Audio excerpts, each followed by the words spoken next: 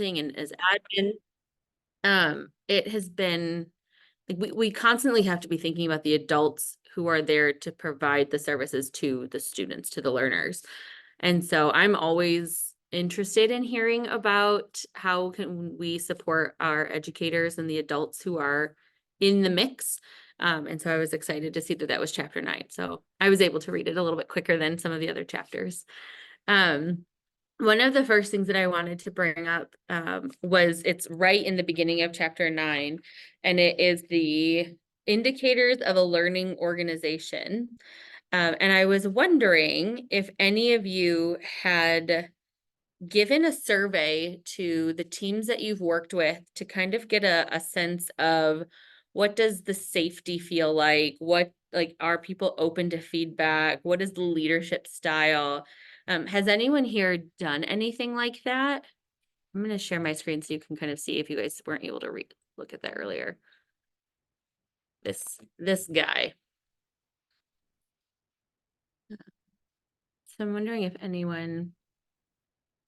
has anyone done anything like this? It's Mia. I have not. Okay.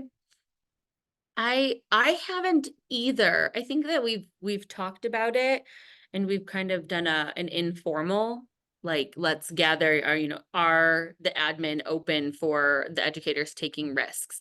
Is there this culture that we learn together? But I've never actually done like, let's get direct feedback, and my brain was whirling around this idea and just thinking, what kind of feedback would the team that I work with now be saying about, can we disagree with colleagues or other supervisors? And I don't know what they would say for that. Like, I know my answer. Oh, actually, Carolyn, I'm so Yeah, sorry.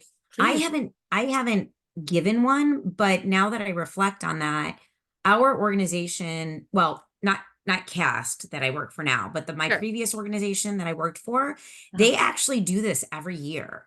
So we get a survey every year on our Okay. boss and the climate of the Mhm. climate of the organization or the school district. Yeah. And at second glance I was like, oh wow, that actually kind of looks like the survey that we get. So yeah, we are our school district does do that.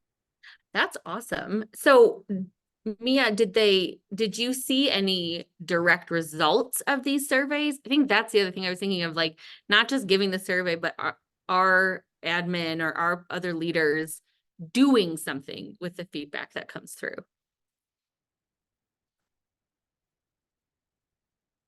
Sorry. You're That's a good. really good question. Okay. Right? Okay. I think that's where we always are like wondering if Yeah. is does anybody doing anything about the feedback? Right. So Right. now in my case, I love my boss and I have a very small group that I work with. Okay. So oftentimes my answers to the questions were very positive, right? Sure. So like, and I do know that they use some of the answers to those questions to they affect the evaluation of those Mhm. in like the Mhm. administration. Mhm. However, what I don't know is I was getting this because I was in a organization that was, even though I was a teacher, instructional, um, it was at kind of an administrative level. I don't ever remember answering any of those at the school level when I was a Ooh. teacher. Okay. And I do wonder if they're only doing it, you know, in certain pockets, right? Mhm. And the other thing that they do, and yeah, and I said do for anybody else who has a 13-year-old teenage Yeah. boy living inside their mind like I do. Um, the other thing that they do is they do thought groups. Do you guys have that? Thought circles where they invite you to like a thought circle. And it's random, like, well, quote unquote, it's supposedly random. Mary's shaking her head, where they supposedly pick you out of, you know, just like whatever wheel of randomness, and you get this invitation to a thought group. And some of the thought groups are with higher ups, like Mm. our district superintendent does thought groups with people. Sometimes they're by invite, sometimes it's just open. It's completely open. Sure. Like almost like a town hall, and people can come, and there's always a agenda, and then there's like only a couple of minutes for questions from the audience if it's open. Mm. Even the ones that I've been to that have been you invite only, it's very, very structured and protected. Yeah. Good And word. unfortunately, I never saw a lot of things done on the feedback that was given. But maybe that was just because my feedback was, like maybe might have been too hard for them to do that. But I mean, they're doing them. I think it's really hard unless districts are very, very transparent, and they say these are all of your suggestions, and then this is what was done for every single suggestion. You know what I mean?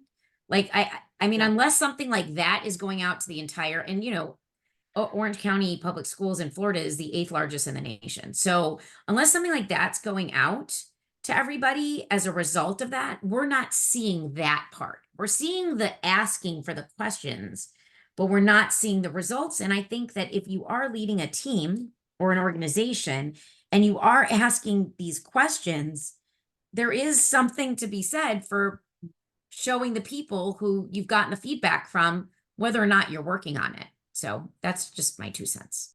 Oh, I love your 2 cents. I'm glad that you shared all of those pieces. I think that was something that I was thinking of too. And I think you brought up an interesting point about figuring out how big of a sample size you want in order to make the meaningful changes with that. Because like you said, if you did the whole district, you're going to get a huge range of different ideas or suggestions or whatnot. But I have a small building where we have less than 100 staff members. And so that I feel like is more manageable to say, oh, we can categorize, we can put these in the themes, we can really work. Like 20 staff members said that we're not doing enough with taking risks. We can be more intentional about that. Or 30 staff members said that, we have meetings when they could be emails. We can make some big changes about that. So I wonder about that sample size. Gail, I see your hand, but I also know that Mike has raised his. So if you're okay with that, I'm going to ask Mike to go ahead and speak first.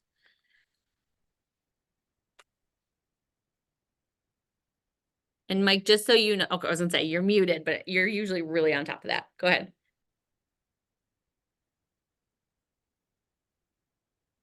I love chapter 9 because it is a new idea. For me, it is an interesting idea. Yeah, tell us more about that. I think it's an interesting idea too. I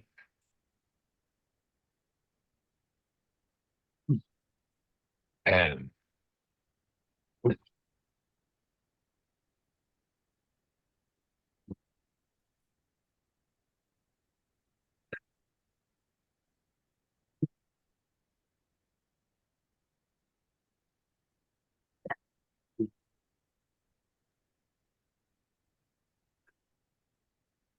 wondering.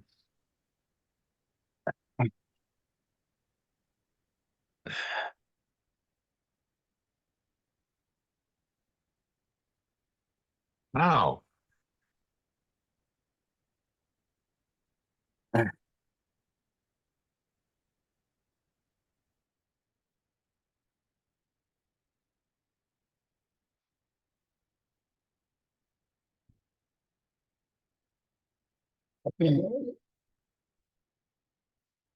It can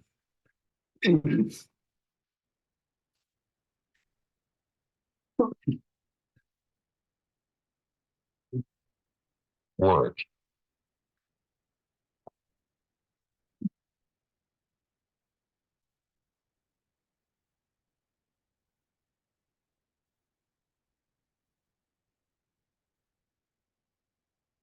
In the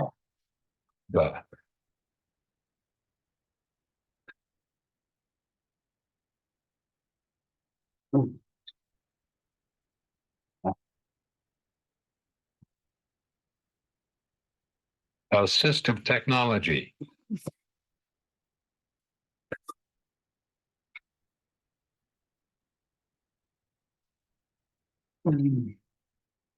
Community.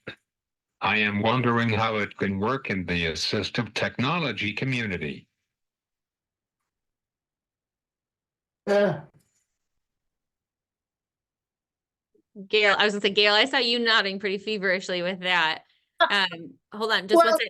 Mike, is your idea finished or did you have something more to say? I just don't want to interrupt that thought. If there, Yeah, I have a response to Mike is why I'm well excited here. okay, I am gonna let you go until Mike interrupts us. Go ahead, Gail. Well, it's interesting that you all were taking this as a evaluation of administration and systems change, because the only place I've ever done something like this was in the context of a series of AT Teams workshops that I provided. And those workshops had a year 1, year 2, and year 3. And 1 and 2 were basically how to know assistive tech, what is assistive technology, and then how to develop processes.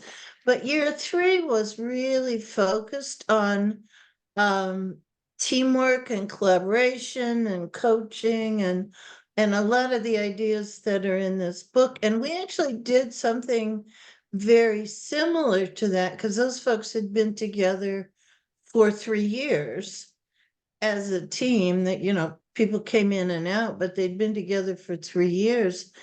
And we asked them to rate themselves as a team, which gets past Mia's concern about, well, you get the feedback and then nobody does anything with it, because for me, it was the self-rating that made it a valuable activity. And even this form, I think is lovely because it's all filled with we can, our discussions are leaders, and there's a section on leadership, Mhm. but not the whole thing on leadership. And for me, that's kind of the essence of coaching, is asking people to talk about, you know, how they're doing, what problems they see, and then identifying the solutions for themselves. Not that we're doing professional development for them or telling them what to do. So I just had a totally different take on it. And Mike, I think that in that context, in talking about groups of people that work together to provide assistive technology, whether it's a local AT team or an education service district or anything, this can be very helpful in helping you move forward.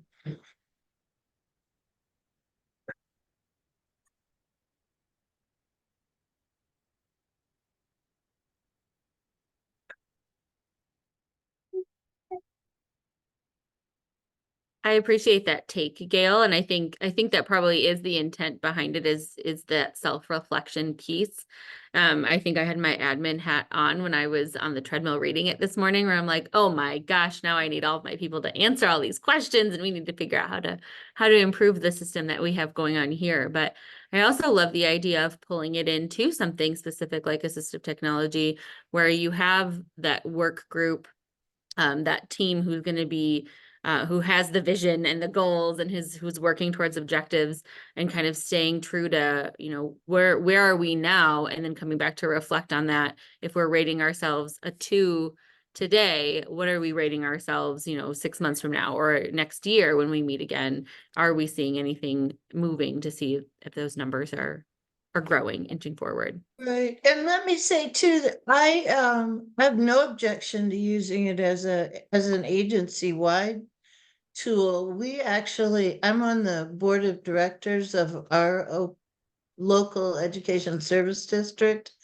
And it's part of our annual superintendent's evaluation that we do a more extensive and similar tool to talk about the climate in the agency as part of that evaluation. So I think you're right. You might not ever see direct results from that because that's in our case, it's confidential. It goes to the superintendent and the board, but nobody else. But it's really valuable, and it is hard to hear. I have done them myself, and which led me to one of my favorite books, which is called Thanks for the Feedback. And it's about getting feedback that might be hard to hear. So I love that book. Mike's got his hand up again. I don't know if it ever went down, but Mike, you've got the floor if you have something more you want to add.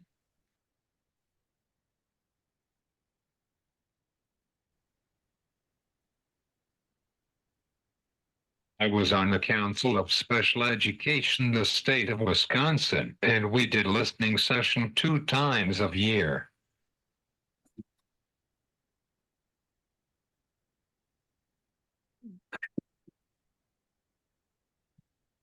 But So again, oh, Quinn.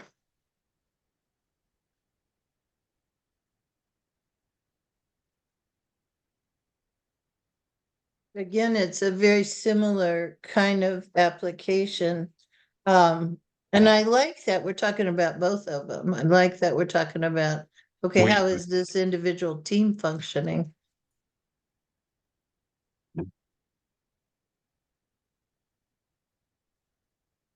talk. 2. Oh,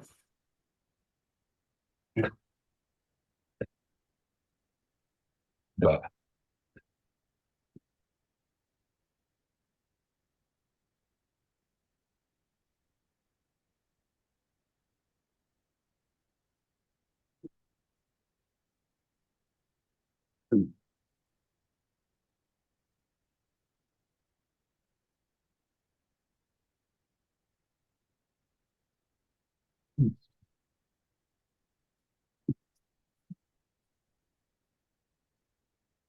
people.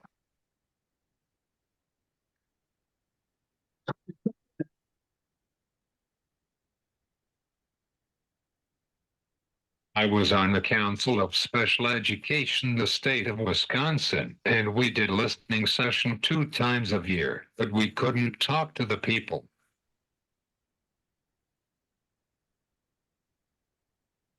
Just had to listen. yeah. That must have been hard. What? I have thoughts about that.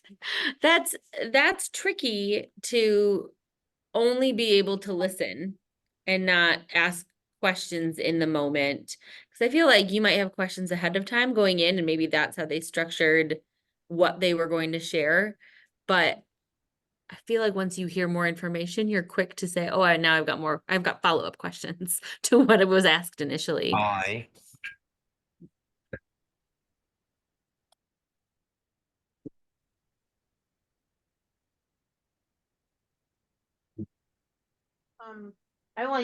While we're waiting for Mike, um, I run into this all the time because I'm immunocompromised. I'm a virtual occupational therapist and on related services. And the last position we had was I wasn't included on the meetings because it costed them money.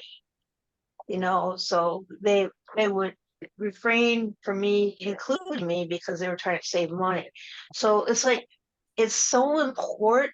I mean, with all these interviews, when the last one was a consultative interview, would be on consult with 2 CODIS, and I thought that was great. But the culture, of expecting, I will, uh, respond to the administrator, and it kind of locked me in. And I don't know, what they asked me was, what is a caregiver, what would you do if a caregiver wasn't satisfied with your with the progress of the student? And I told him I would go back to this, his interests, his or her interests and strengths. And, if I'm going to motivate a student, that's what I'm going to do.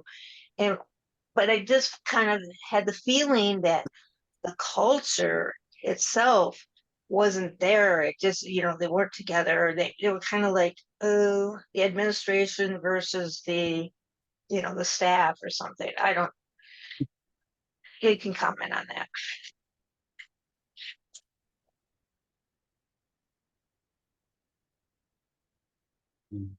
I remember a grandpa telling about his grandson.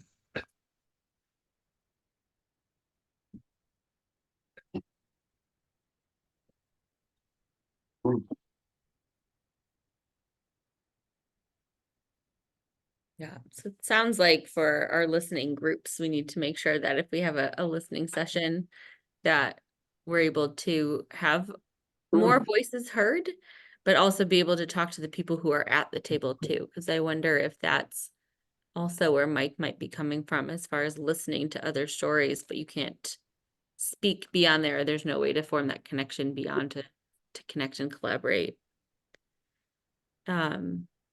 There, I could talk about this honestly for a whole hour, but we've got 2 full chapters to talk about.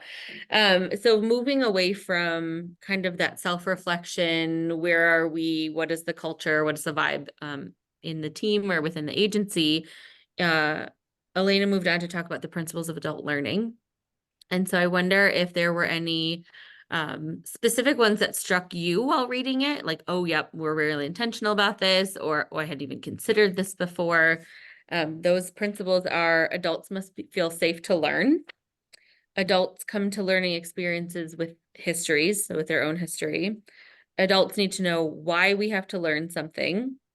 Adults want agency in our learning. Adults need practice to internalize learning. Adults have a problem-centered orientation to learning, and adults want to learn. Did any of those stick out to you while reading it?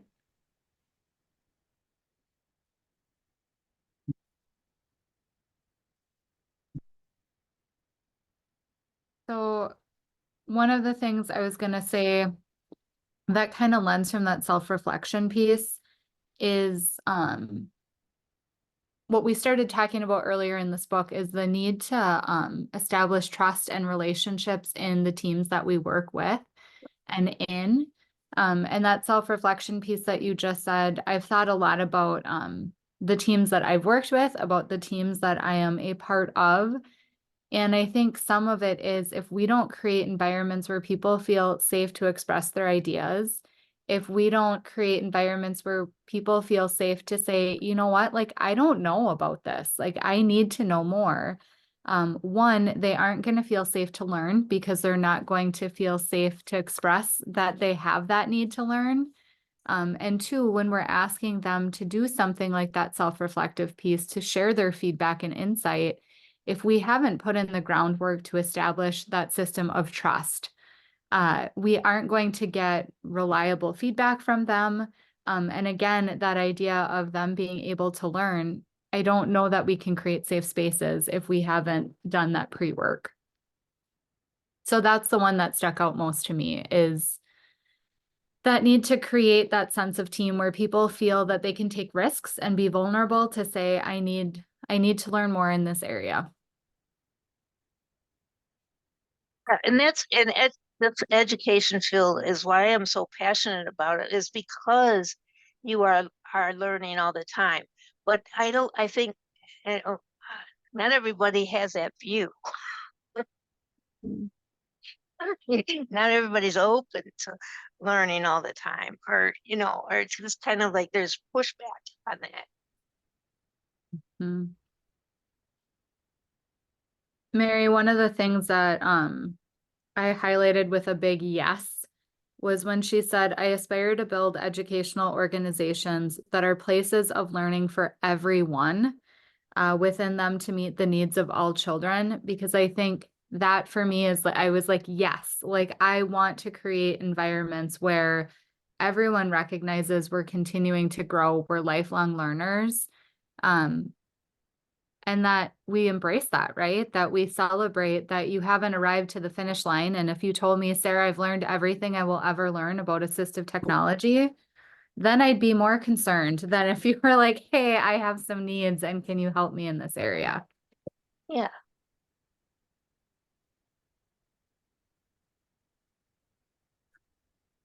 What about others in terms of the adult learning principles?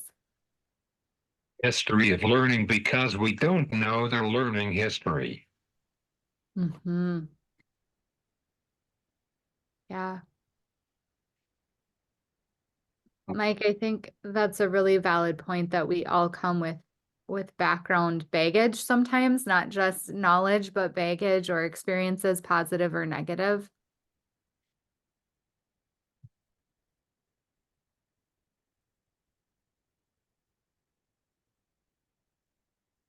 They might.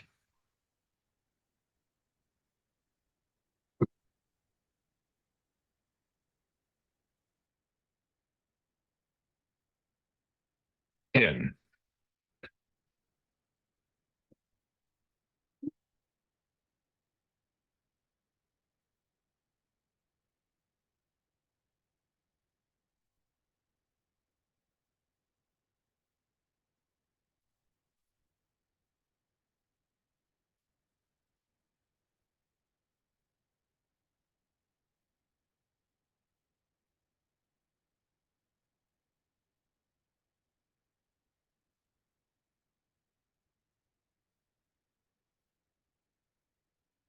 College.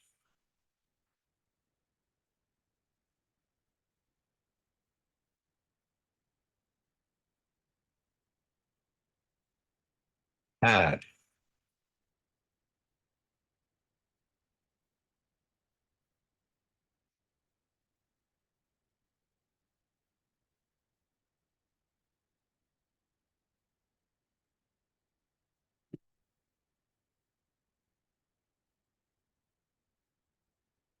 Terrible.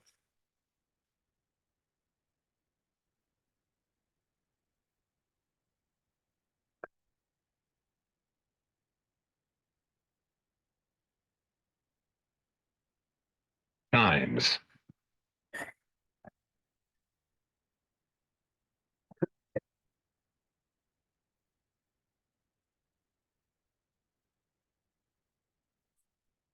And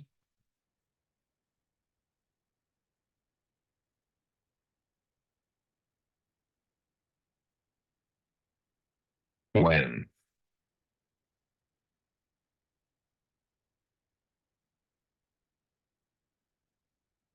They.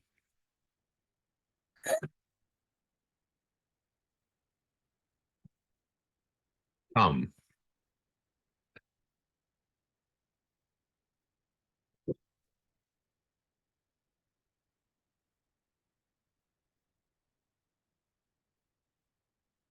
Into.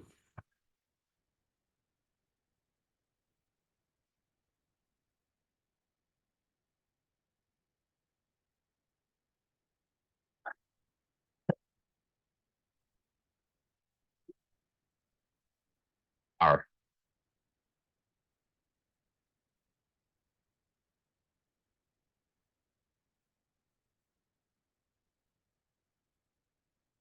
Work.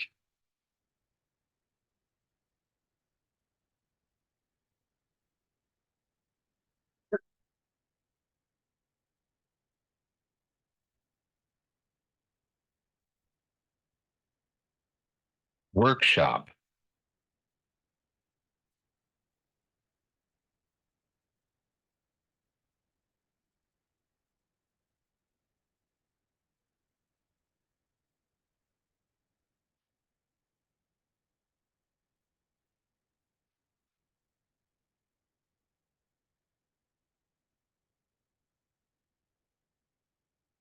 They might.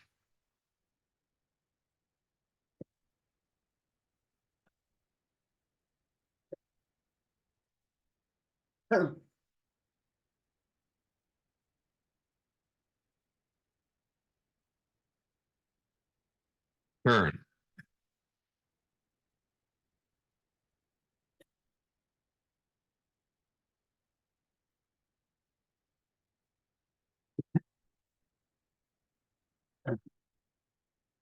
Off.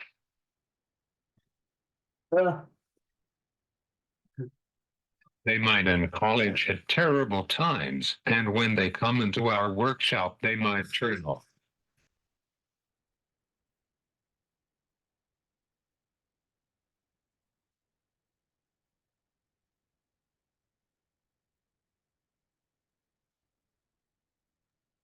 An interesting point, Mike.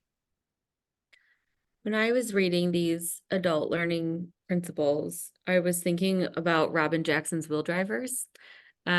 Simply because I actually in my office, which I can show you, it's kind of a hot mess right now, but over on my door at the beginning of this year, I met with the teachers, teaching assistants, and ancillary staff that are on my team and asked them a series of questions so that they could figure out if their primary driver was mastery. So they needed to know what it was and become really good at whatever we're learning. If it was purpose, so why are we learning what we're learning and why am I needing to know this? Autonomy, so tell me what I need to know, but also where there's some wiggle room so I can make it my own. Or belonging, who's in it with me. So if we're doing all of this learning, who's part of this, who's going to be in it, who's going to be cheering me on, who's going to be my resources to help me with that. And so I think that hits on feeling safe to learn, needing to know why we're learning something, wanting agency in their learning. And I can tell you that my groups, for my group, we were split between purpose and belonging. And I'm pretty heavily autonomy. Like I want to know what the main ideas are, what the key concepts are, but I also want to make it my own so that I can really internalize the learning and feel that I know what I'm doing. But a lot of the people who I'm working with now are, why are we learning what we're learning? What's the end goal? What's the whole purpose with this? And then who's going to be in it with me and who can we reach out to if we're not quite getting it? And so I just thought it was interesting. It was a fun practice. And actually my boss is in here the other day asking me about why those sticky notes are up on my door. And I told him so I can keep reminding myself when I'm creating a meeting or if I'm writing an email to be really intentional about here's the purpose and here's who's in it with you, knowing that that's what helps lead my group, keep them moving.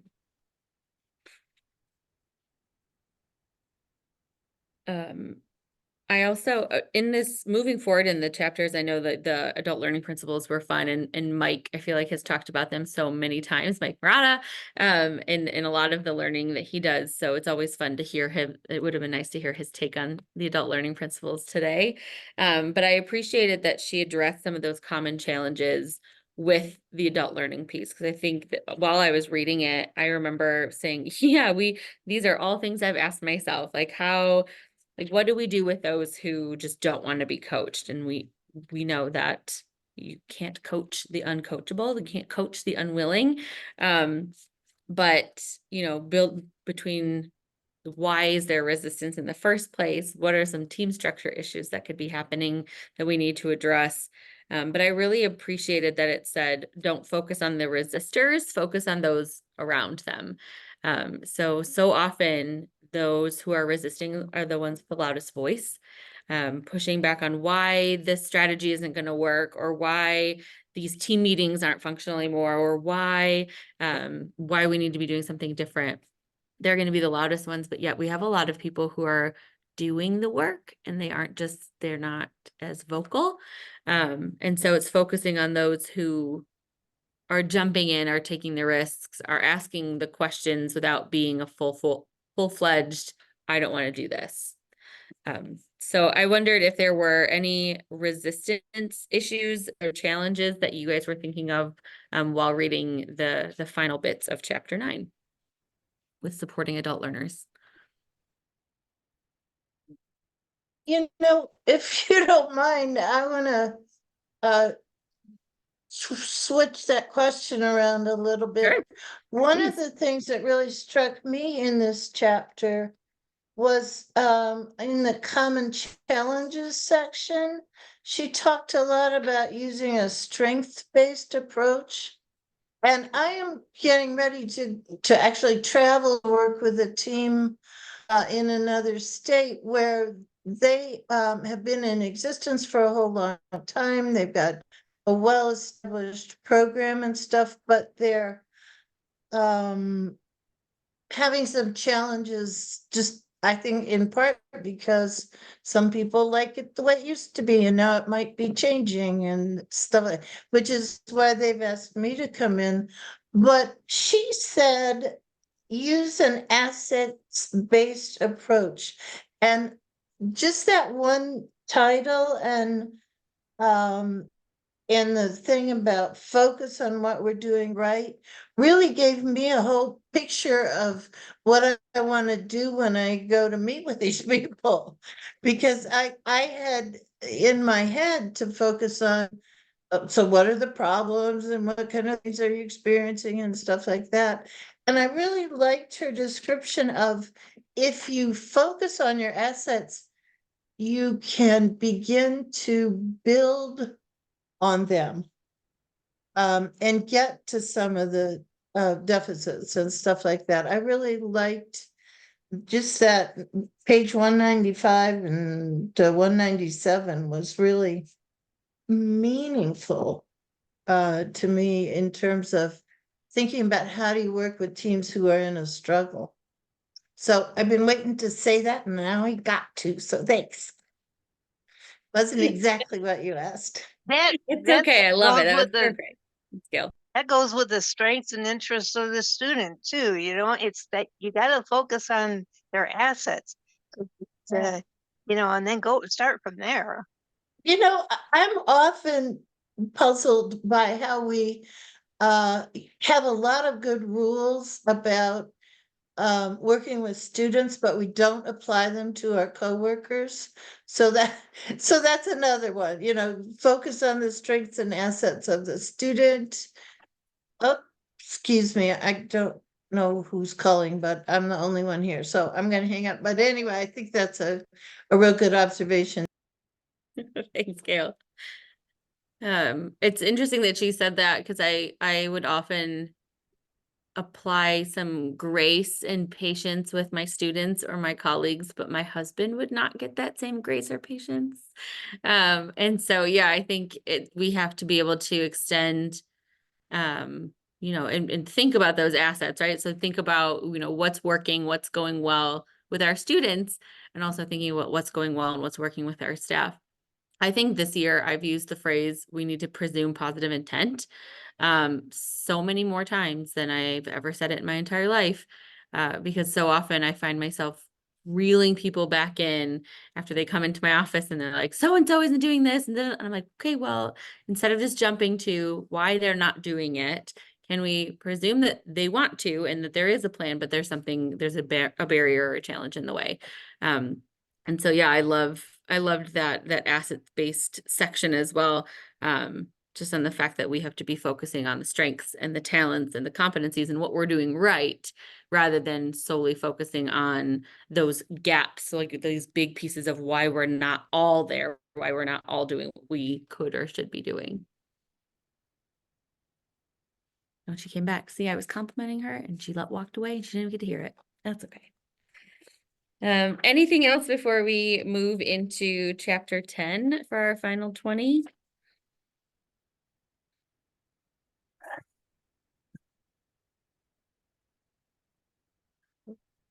Beautiful.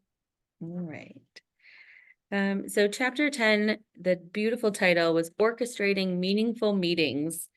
And I think one of the biggest pet peeves in any adult's life right now is having a meeting that could have been an email. And so I really appreciated the different guidance that was here within this chapter of, really diving into the purpose of the meeting and being clear about why you're meeting, and staying on an agenda, but focusing more on a little bit of learning and more reflection than having it be an hour's worth of learning and having too many agenda topics. What were your thoughts? What resonated with you for chapter 10?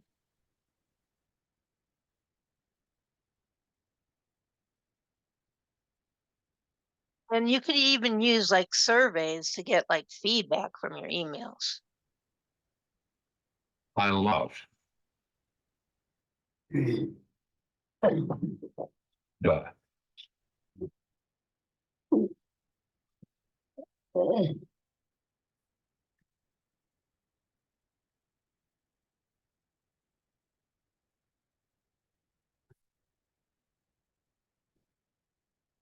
walk.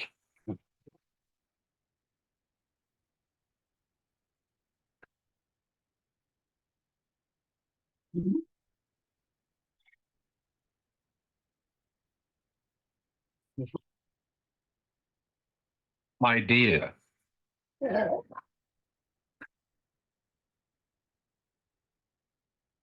I love the walk idea.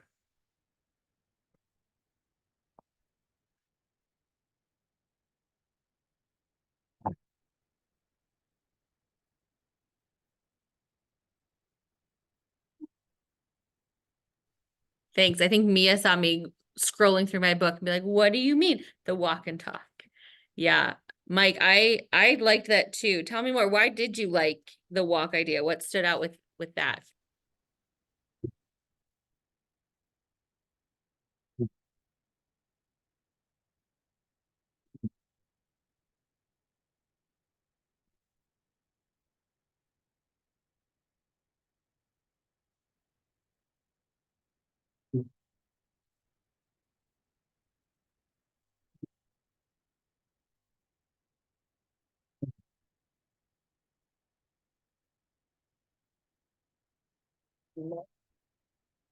I also like the defunding the classroom idea, or making it so that the facilitator is not so much the facilitator, but the participant, and then the participant is more in Mhm. charge.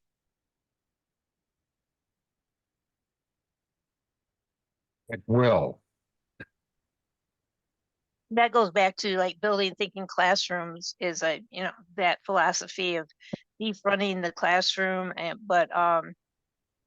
then random grouping. When she says pairs all the time, but I think the trios are better, because you can, I don't know, it's Peter Lillejeux suggests or did research on it, and those, using 3 as a group is a better brainstorming, better, back and forth collaboration. And then random grouping, he used cards. So like, say have 15 in a group and you have an ace, king, queen, jack, and you pick a card, and then you go to a table with that card. So totally random, and you're not assigning anybody to the group, but some works in some areas, but if it's like grade specific, or if it's that it doesn't work as well. But People.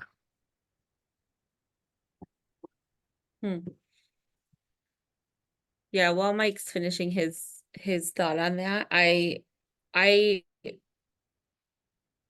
you have to know the group to understand if it's a pair or a trio. And I am one that if I'm with someone, I like hearing new ideas from people I don't know, but I also like if when Sarah and I would go to conferences, I loved being able to just be like, let's just chat really quick and brainstorm and think, because we already have that foundational knowledge. So I think that there needs to be a nice balance between talking with people because you have that foundation, but also being able to hear from others. And one thing with that grouping that she'd mentioned, is if you're working with them for a long time, over a period of time, it's nice to just say, you 3 are going to be this group. And so then at every meeting after that, it's those 3. So you kind of build that relationship, you build that foundation.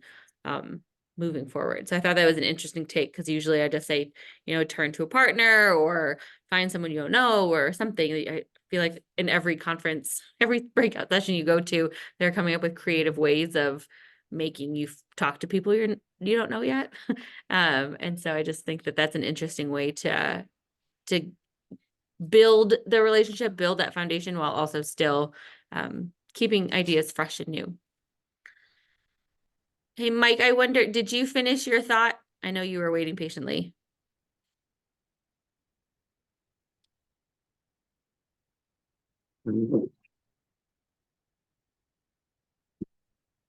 It will take people time to think. It does, yeah. The walk and talk piece really does take some time to think about what they've learned, what they've read, and then be able to walk around. I think sometimes we get all stagnant by just sitting and saying, okay, we'll just sit in your space. And the number of students that I see, especially in our more complex classrooms, they're constantly moving and they're still attending, they're still engaged, but they're just not sitting at their desk anymore. And I know I do better when I'm up at my whiteboard or walking around, or I'm going to go talk across the hall to my colleague. And so, yeah, the walk and talk is nice to kind of get people thinking in a different space instead of that structured piece. Thanks, Mike. Something I wasn't, where was it? Let me see if I can find it. I remember reading at one point where they talked about working through a storming team where you identify the one main thing that a person brings to the table. So Gail, I love that you do X, but then you also write down the one thing that you don't like what they bring to the table. And I remember reading that and just like cringing, me like, oh, I don't know if I have the right team for that right now. I don't know, we would have to be in a very trusting, safe environment to be able to say that, because I think a lot of our teachers still take it personally when they're talked about. And so that would be the last thing that I would want them to do is, oh, well, this teacher is resistant to change, or this teacher just talks about this all the time. And I feel like that could almost shut them down. So I'm going to read more about that, because I do want to bring this to light of like, oh, look at all the great things that our team brings to the table. And then if there are things that we need to work through, is there a different way that we can acknowledge that without making someone feel targeted almost? I don't know. I think that when you're talking about that, I also had a similar reaction to that. And I think that for me, those kind of conversations have to happen one-on-one. And either with me as facilitator, coach, or even with somebody else on the team. But that, I don't like that. I disagree in this book. In fact, this, I don't want to I don't want to squash the conversation here, but this chapter seemed to me to head away from coaching, and more toward how you're going to control your meetings and stuff. And I have appreciated the coaching aspects of this book a lot. And I know you get difficult people, but that is not how I would handle it. I just felt very strongly about that. So thanks.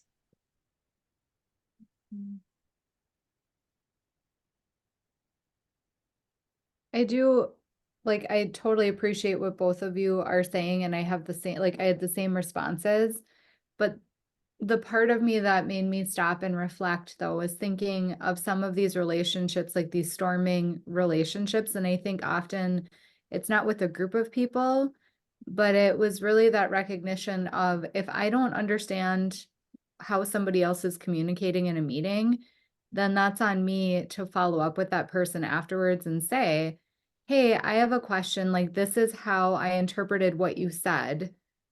Is that what you meant, or can you tell me more? Because I think we honestly like shy away from those conversations. So I didn't take this as much as like me writing Carolyn a note that says, hey, I love it when you do this, but I cannot stand it when you do this. Was more of the reminder of if Carolyn says something in a meeting that doesn't seem like in context with how she normally communicates or what she's saying, that I need to follow up rather than just in my head going, oh, I hate when Carolyn does that. Because I think otherwise what happens is we end up developing like almost this habitual routine where like you keep falling back into that same path over and over and over again. And so this for me was more of that call to attention of I need to recognize when I'm starting to have these feelings and then have a conversation. Like you said, Gail, I wouldn't call somebody out in a meeting and be like, hey, but to really reach out to that person afterwards so that it doesn't become a long-term issue. I don't like that because it could be fight easier. Mhm. Yeah, agreed. Well, and I think to both you, Sarah and Gail, I agree. I'd rather pull someone side by like one-on-one to say, hey, is this what you meant? This is how I took it. So, you know, you can only control what you say. You can't control how other people take it. But just so you know, this is how it was perceived. But no, her example was exhibit 10.4 on page 223. And it was essentially a round robin of, okay, we're all going to say really great things, like are the one main thing about Sarah, and we're all going to go around it. And then we're all going to say the one thing that she could improve.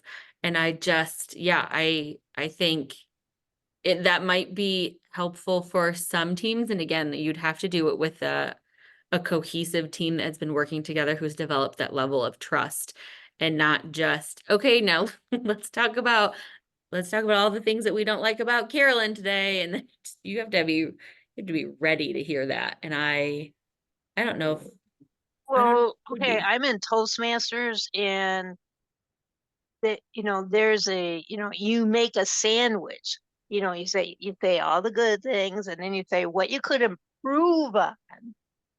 Okay. And then you end in, a good note. So I mean there's a proper way to do that. And Completely Mary, agree. in Toastmasters, you've actually invited that kind of feedback, right? That's Toastmasters is to help you do it better. Yes. Yes. When I was thinking, when I've been reading this book, I've been thinking about my assistive technology work and being a facilitator of meetings and stuff. And I can't think of a time when I was ever felt empowered to rate other people in that context. Just not my job. No. I think like, so Sarah and we've worked together for several years, and I feel comfortable enough to say, hey, how could I improve? And have those really direct conversations. But again, it would be between the two of us. It wouldn't be, hey, in this group of 9, let's have Sarah tell me all the things that I should improve or what I could work on. And again, it kind of goes back away from that coaching piece of, what goal do you want to work on versus me telling you, here's how I think you could improve. So yeah, I just remember being like, oh, that's icky. And I'm not going to take that one. I'm not going to do that protocol with That my one in the team. book. Yeah. I This appreciate the discussion need to be perspective. on a different day. Slightly different, disagree with it. Mike, can you repeat what you just said? Sorry, I was talking over you. I think this discussion need to be on a different day. Yeah. Agreed. I agree. I'm not going to do it in front of the whole group. But And something, I want to Yeah. just call out what Sarah said, which is it's easy to let it go. So, and we, or at least that's what I heard, is Mhm. sometimes people do have resentments or hurt feelings or whatever, and they don't say it. And this team that I'm going to work with now has a history of that, talking behind people's backs and stuff like that. So it's going to be an interesting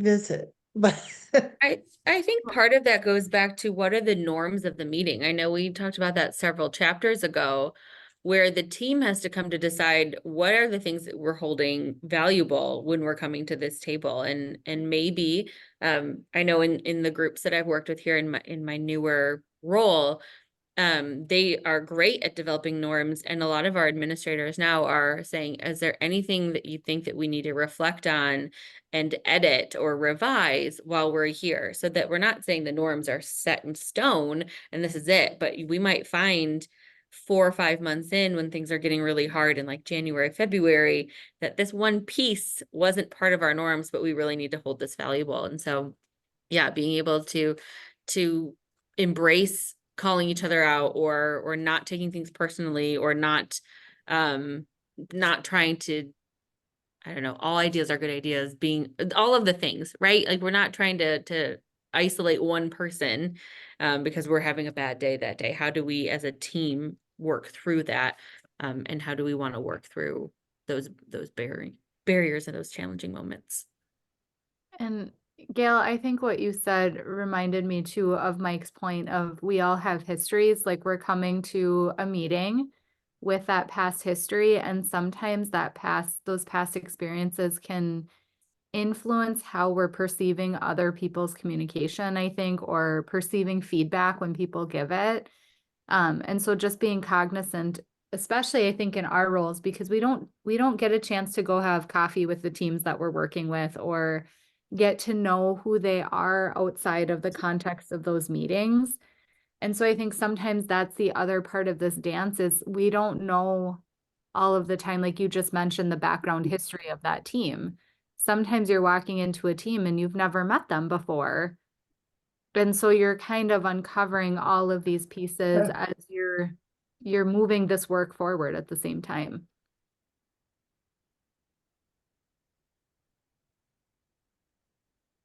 Are you guys enjoying this book? Like overall, are you guys feeling like you're learning applicable?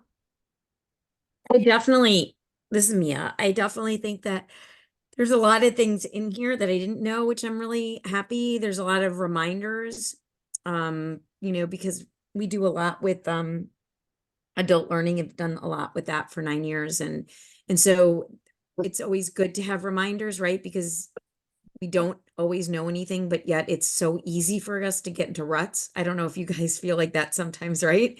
Like we got to we got to push ourselves to not get too comfortable in our learning. So I would say that. And the third thing that I like is that some of the resources that she's designed has helped me just kind of rethink, like even just how I do meetings and like those like the newer versions of agendas. I'm really having to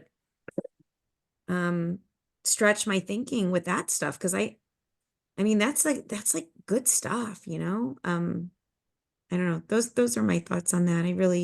I would also have to say that I really love hearing what you guys have to say.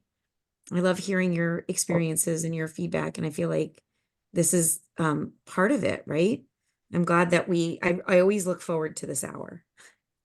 That's been my favorite part of the book. I wish that it was more about coaching skills and less about how to run a good meeting. Which was my assumption coming into it. You invited me to a book study and I said, sure. But the conversations that we have had have been so valuable. And particularly like Carolyn, today you pointed out some stuff that I had read but hadn't really focused on and stuff like that. So that for me, the book study part of it has been the most valuable. And this is my first book study ever. Woo, that's awesome. All right. Well, to be time conscious, it is 1 o'clock. And then I think we come back in 2 weeks to read the next couple chapters. But yeah, I appreciate everyone's thoughts and I love the book and idea. Should we invite the author? ooh, that could be fun. I think we only have a couple meetings left May 20th and June 3rd. Mhm. It wouldn't hurt to try. Mike, do you want to take lead on that one?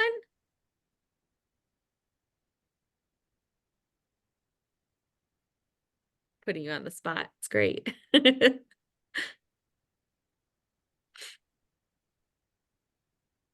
don't even know who we have done that for other book studies. We when I was still with Alt Shift, we did Chris Bouguet's assistive technology book and invited him to join, and he came and it was fun. All right. I can't tell if Mike's forming a response or not. Ask.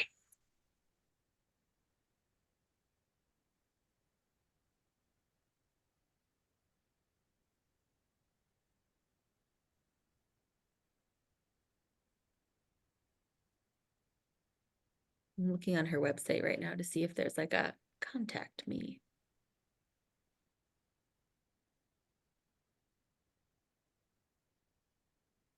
I gotta go. I'll be fascinated to find out if she comes. That would be really fun. Oh, I did find a contact. All right, I'll take ownership on that. I will reach out to see if anyone from her or her team are available to join us for our next ones. All right, Thank you. I also have to go. I get to take our Ask Mike millimeters. Ask okay. Mike millimeters.